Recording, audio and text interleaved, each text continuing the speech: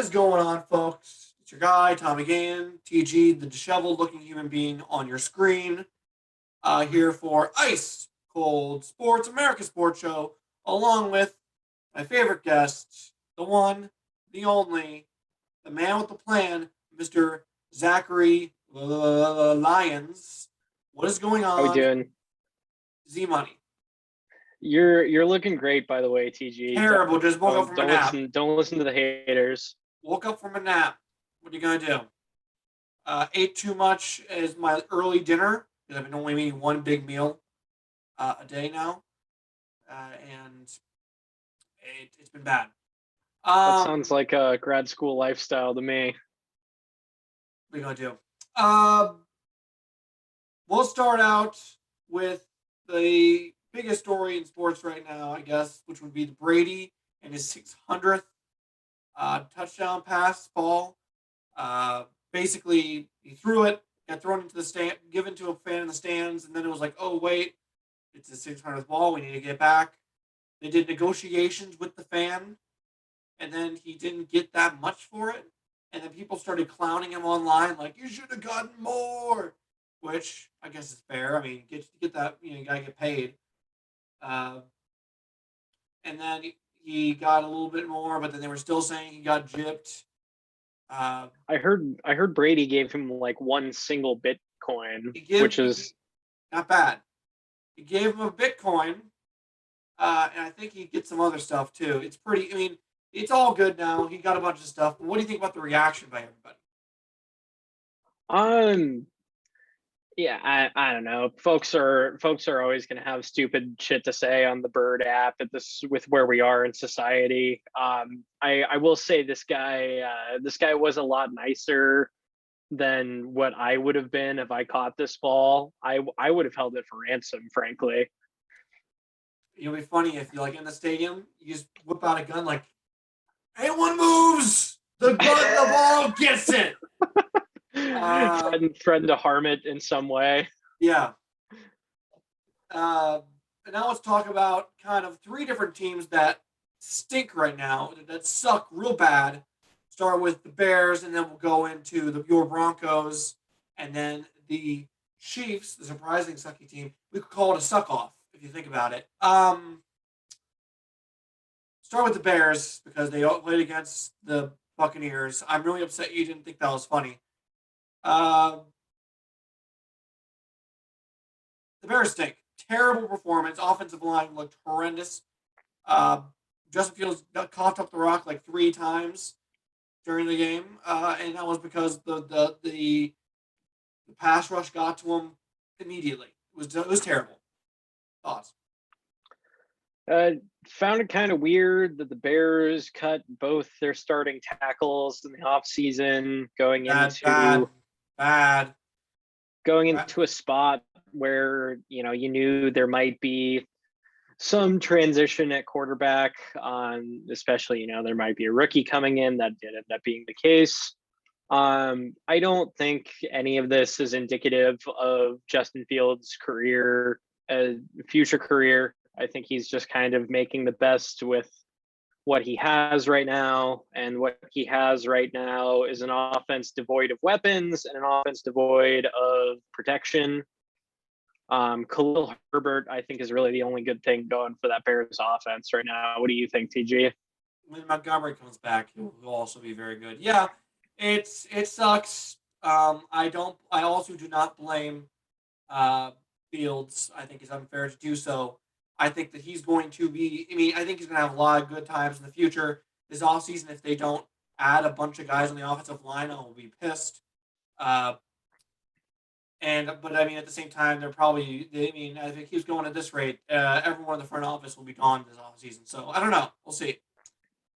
I feel like I saw Allen Robinson's face on the side of a milk carton recently too. Robinson has actually, you know what? He's played poorly. Actually, he's actually played somewhat badly. Like there's been a couple plays where he's not where he should be. Like he should be going. I mean, they don't have the rapport yet. That will come. He's droppable in fantasy right now. He's like not even a fantasy relevant player. It's a real bummer. Sad, very sad. Talk about your Broncos. If we're going to be just talking about my misery, let's talk about your misery.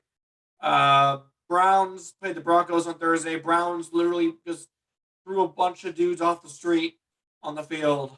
Case Keenum, Denver Broncos legend, came out to play, and the Broncos, who were mostly healthy, lost. Where are you at with this team? And when is John Elway just going to take executive action and just take the whole franchise hostage again? I'm gonna stand up for my boy Teddy real quick. I know the numbers haven't looked great recently, but he's been forced into playing a lot of hero ball with some of the spots the defense has been leaving him in. That's where a lot of the interceptions have been coming from recently, trying to make plays down the field in situations where the Broncos just need a comeback. The defense is not playing as well as advertised. The linebackers and just the front seven in general are really banged up right now. At one point in that Thursday night game, we're missing all four all four linebacker starters. So that was a serious blow. It felt like I was getting so tired of watching the Browns line up in 12 personnel and just blow us off the ball and do whatever they wanted. It just felt like they kept going to those two tight end looks, and Dearness Johnson had all day, all the space in the world to run in that awesome zone run game that Stefanski has. So credit to the Browns. They played a really solid game when they were definitely very shorthanded. It's tough. It's like injuries and coaching are like just the thing. Like it feels like that's been the Broncos season like 4 years in a row now, and it sucks. Dump Vic. Absolutely. Yeah. Him and Shermer. I was surprised the move didn't come on Friday. Makes sense. Makes sense. And then we'll talk about the Kansas City Chiefs, maybe one of the most surprising teams in the NFL to be terrible. It's been bad. And Patrick Mahomes does not look great. And Jackson Mahomes seems to be dancing all over his grave, like he might be quite literally did with Sean Taylor. What's your thoughts? Did you see that? Sorry, real quick. Did you see that TikTok where like Jackson is doing like a TikTok dance and Pat is just like sitting and enjoying his dinner in the restaurant, just looking like he's having absolutely none of this shit? It's tough. It's tough. I mean, I've always been of the opinion that if I were related to someone famous, I would take full advantage of it. Now, that being said, I wouldn't like try to like drain them money, but I mean, you got a rising tide, floats all boats. Having said that, I think, you know what? Credit to Jackson. Here's the spin zone. He's taking the pressure off his brother right now because this Chiefs team is not good. It isn't good. Although he also should be fair. To be fair, also to Jackson, everyone got upset at him for standing on Sean Taylor's number. But then we found out that the football team was having them stand on like VIPs stand there.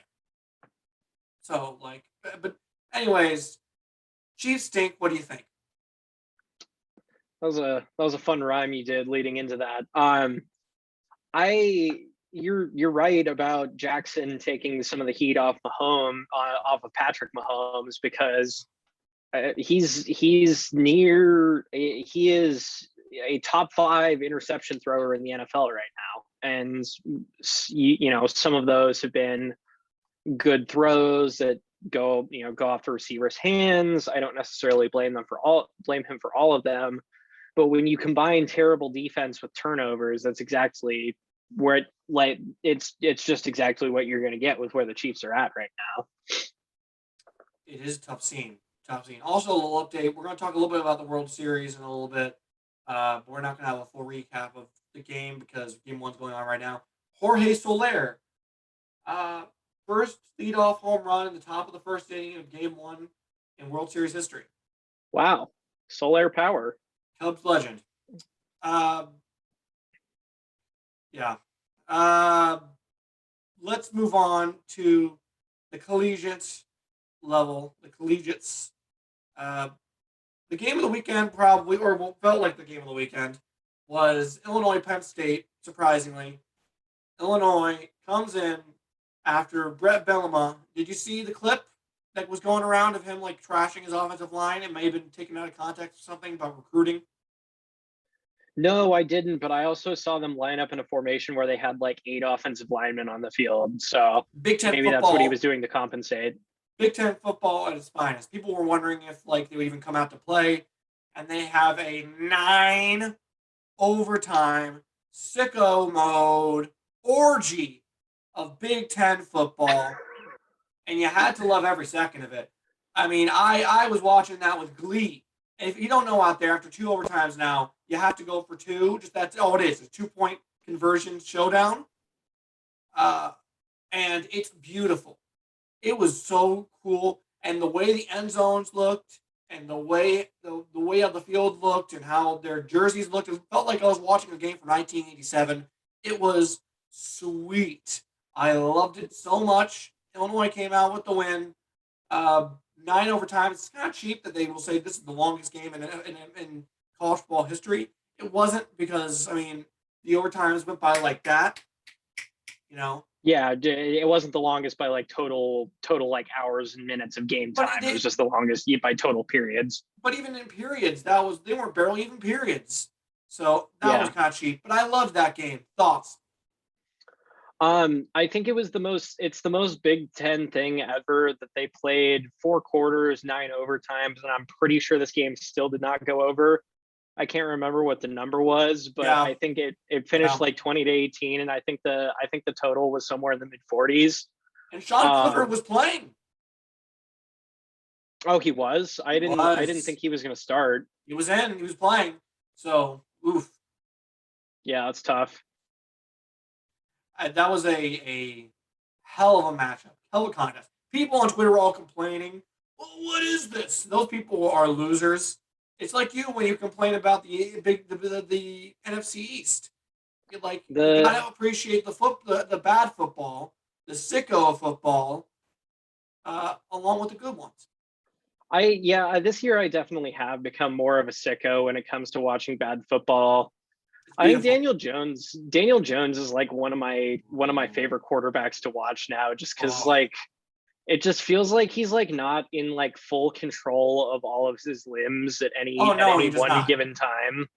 Like I would want to like I would want like if I was the Giants, I would have like someone around to like help him cross the street and like make sure that things go well. And he's having a good season. there's there's no accidents there. It's just like, yeah, it's like when he turns the ball over, it's just a complete catastrophe every time. It just seems like there's always like guys flying around, and I I don't love know. Daniel Jones. I love him. Uh,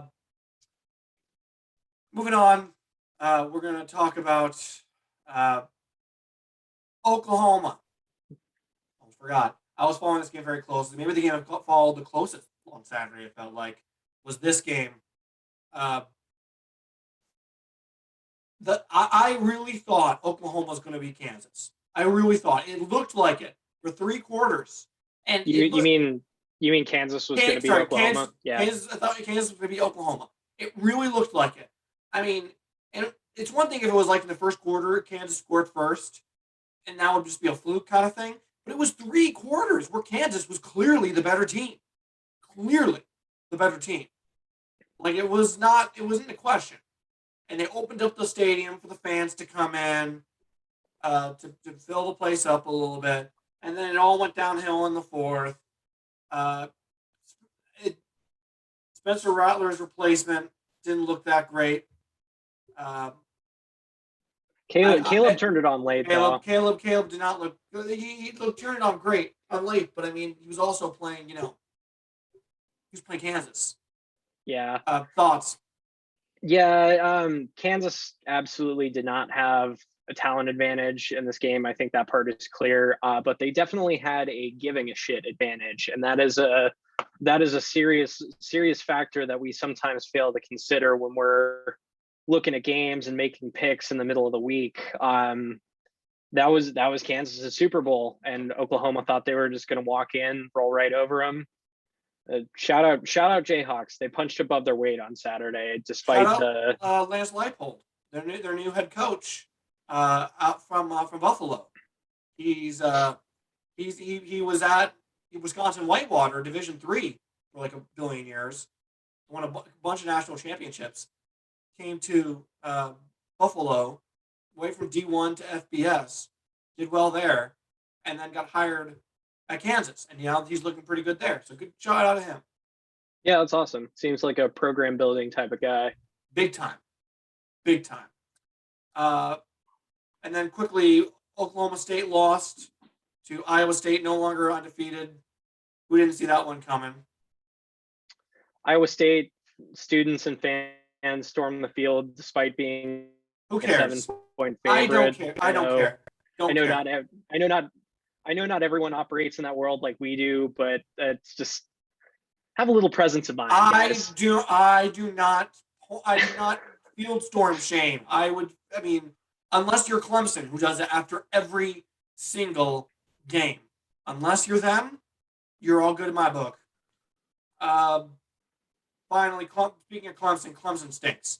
Pitt is pretty good. Pitt might win the ACC. That might happen. Yeah, Kenny Pickett is just like good now. That's a tough name. That's a tough name too. To be good at football. It's like he was just an incredibly average Power 5 quarterback for like this is his 5th full season of football, because like last year didn't count eligibility wise. And I guess just spending this much time playing D1 college football, eventually you're going to get good at it. So shout out Panthers. Yeah, shout out to them big time. Imagine for a second.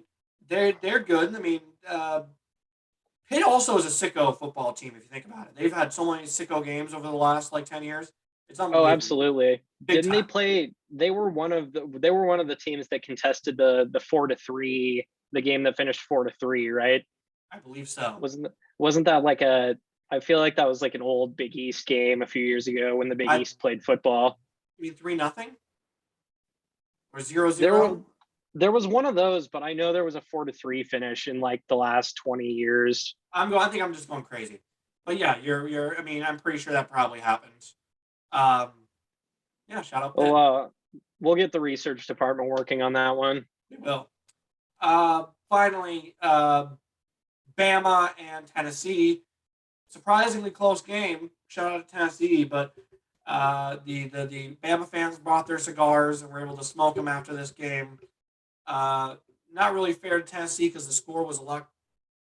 The final score was not indicative of the game itself, but tough ending for Tennessee. Tennessee's been pretty good this year. Pretty good. Yeah, I've been a huge fan of. I know they went to Milton, Michigan's transfer, to start the season. He's got a really live arm, but he struggled to find some accuracy. And then they went to Hendon Hooker, who's been like really one of the better dual threat quarterbacks just anywhere in the FBS this year. He's gotten knocked out of a couple games, just like taking some hard hits, not getting down the slide. But I think Tennessee has something there. At least for this year. I think he's like a grad transfer eligibility wise. So Vols look, I'm not going to say they're like, like a New Year's 6 bowl type kind of team, but the Vols look good. Wouldn't you say so down in SEC country? They do look very good right now. Their offense especially. Yeah, shout out to Hendon Hooker. It's a little strange that a guy who's a volunteer, the volunteers are led by a hooker. But what are you gonna do? What are you gonna do? Finally, Braves right now up 2-0 on the Astros. Is America all rooting for the Braves? I think they are, right? They have to be. Yeah, if you polled this amongst baseball fans, I bet you like 95% of folks would be on the Braves. You're right. Everyone was rooting for the Nationals in 2019 too before we even knew anything about that's true. The Astros chicanery. Well, they were like a team of, I love that word. You're right, because they were like a Cinderella team, kind of like the Braves are right now.